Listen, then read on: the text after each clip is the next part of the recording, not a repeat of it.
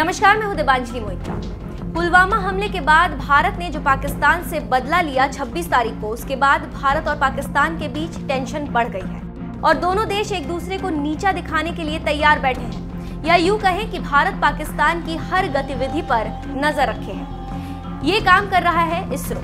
भारतीय सैटेलाइट पाकिस्तान के कुल 8.8 लाख वर्ग किलोमीटर के भूभाग में से 7.7 लाख वर्ग किलोमीटर हिस्से पर नजर रखे हुए हैं। भारत पाक के साथ युद्ध के समय सुरक्षा बलों को अधिक से अधिक और सटीक सूचना देने के लिए इसरो तैयार बैठा है। अंतरिक्ष के क्षेत्र में भारत का डंका बजाने वाला इंडियन स्पेस रिसर्च ऑर्गेनाइजेशन देश के लिए सामरिक दृष्टि से भी और इस वक्त काफी अहम हो गया है। हम आपको एक बात बताते चलें कि इसरो के सैटेलाइट्स इस वक्त पाकिस्तान के 87% हिस्से पर नजर रखे हुए हैं और अगर कोई भी हलचल होती है तो तुरंत इसकी खबर भारत के पास HD क्वालिटी में आसानी के साथ पहुंच जाती है। भारत पाकिस्तानियों से पहले सतर्क होकर रणनीति बनानी शुरू कर देते हैं और दुश्मन के मूवमेंट को बेकार भी कर देते हैं। हम आपको बताते चले कि जो इसरो जासूसी करके दुश्मन के HD क्वालिटी की मैपिंग करते हैं, जो बालाकोट एयर स्ट्राइक जैसे ऑपरेशंस के लिए सशस्त्र बलों के लिए महत्वपूर्ण इनपुट होते हैं, भारतीय सैटेलाइट्स पाकिस्तान के कुल 8.8 लाख वर्ग किलोमीटर के भूभाग में से 7.7 लाख वर्ग किलोमीटर हिस्से पर नजर रखने में सक्षम है और भारतीय कमांडर्स को 0.65 मीटर तक की HD तस्वीरें दे रहा है। भारत की ये क्षमता दूसरे पड़ोसी देशों के लिए भी है। हमारे सैटेलाइट्स 14 देशों के कुल 55 लाख वर्ग किलोमीटर हिस्से को मैप कर सकते हैं, लेकिन चीन को लेकर जानकारी अभी उपलब्ध नहीं है। सूत्रों की माने तो ये कवरेज कार्टोसैट सैटेलाइट से है।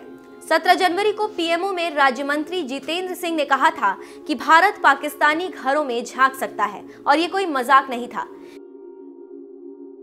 जितेंद्र सिंह ने उस वक्त कहा था कि भारत का integrated border management system Bharat को पाकिस्तान के घरों और बरामदों को देखने में सक्षम है। भारतीय एयरफोर्स इसरो से बहुत खुश है। भारत के एक एयर मार्शल ने पिछले सप्ताह कहा था कि क्या हमें अधिक सैटेलाइट्स की जरूरत है, और हाँ, अब हमारी 70% जरूरत पहले से पूरी हो रही है और हम ट्रैक पर हैं। जिन बड़े सैटेलाइट्स ने सुरक्षा बलों की सहायता की है उनमें कार्टोसैट सीरीज के सैटेलाइट्स GS-87 और GS-87A, IRNSS, माइक्रोसैट, रीसैट और HYSIS शामिल हैं। यदि इंडिविजुअल स्पेसक्राफ्ट को भी गिन लें तो 10 से अधिक ऑपरेशनल सैटेलाइट्स सेना के इस्तेमाल में हैं। जो भी हो, भारत इस वक्त चीन को टक्कर देने की सोच रहा है और दक्षिण एशिया का किंग बनने की ओर अग्रसर है। अब भारत की नजर में पाकिस्तान एक 2M दर्जे का देश है और इससे टक्कर या टकराने की कोई जरूरत नहीं।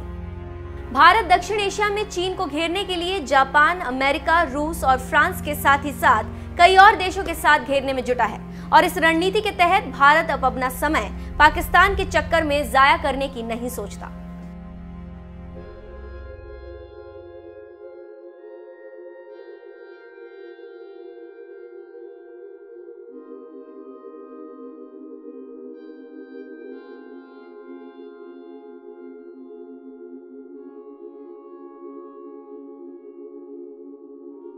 साइंस एंड टेक्नोलॉजी मंत्री डॉक्टर हर्षवर्धन जी,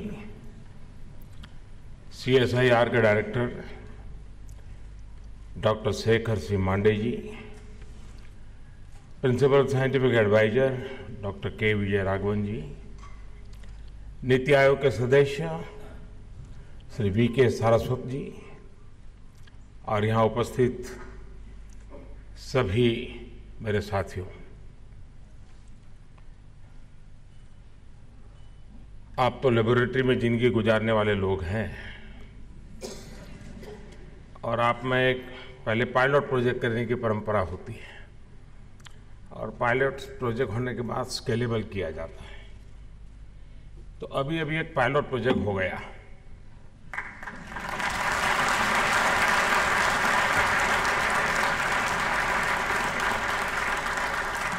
अभी रियल करना है, पहले तो प्रैक्टिस थी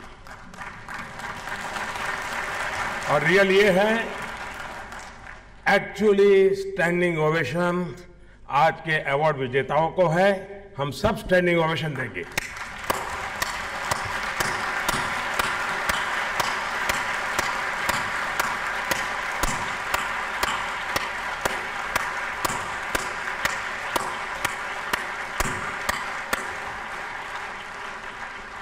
वो पहले वाला प्रैक्टिस था, ये रियल था।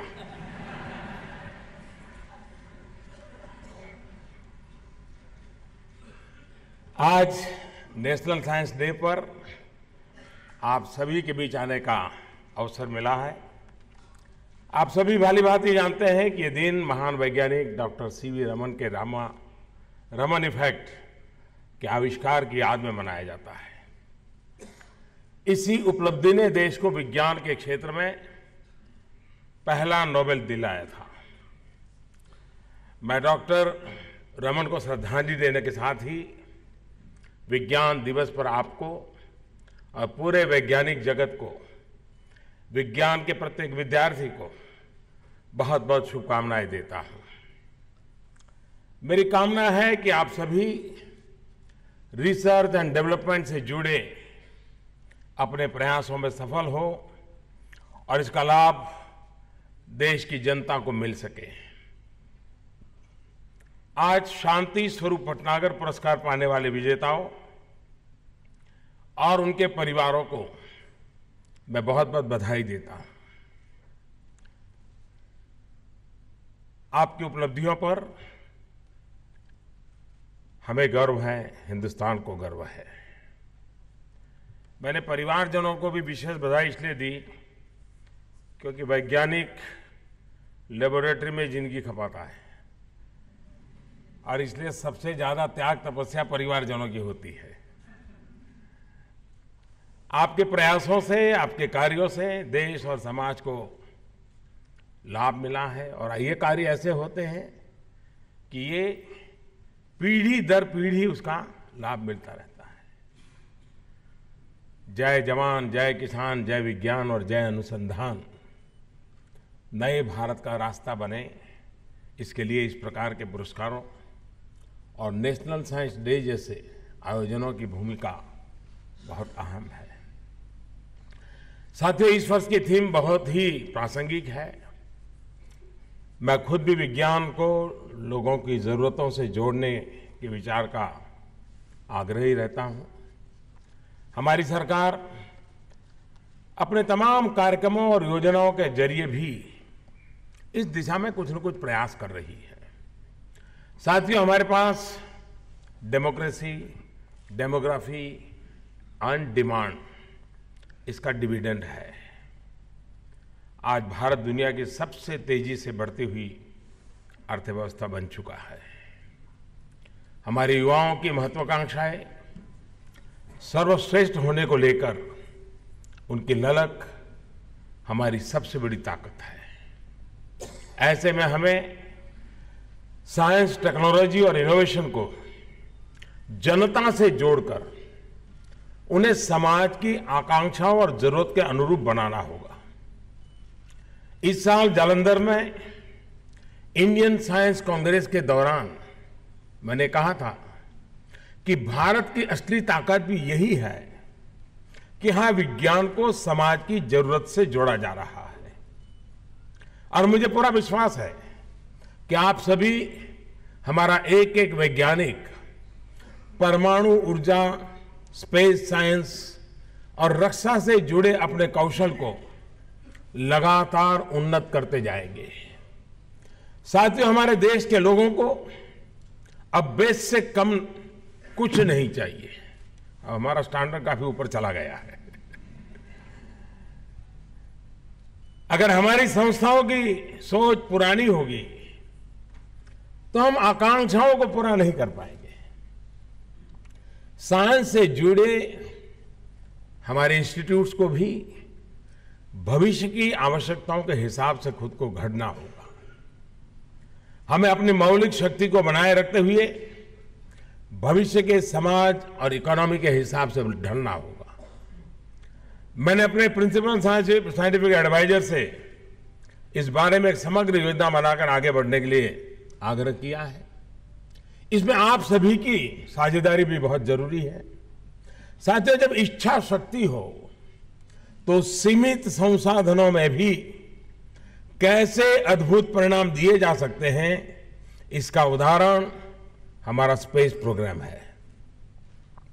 हमारा मून मिशन हो, मार्स मिशन हो या फिर सैटेलाइट लॉन्चिंग के क्षेत्र में हमारी उपलब्धियां दुनिया को आप जैसे हमारे अनेक वैज्ञानिकों के कौशल ने ही चकित किया है।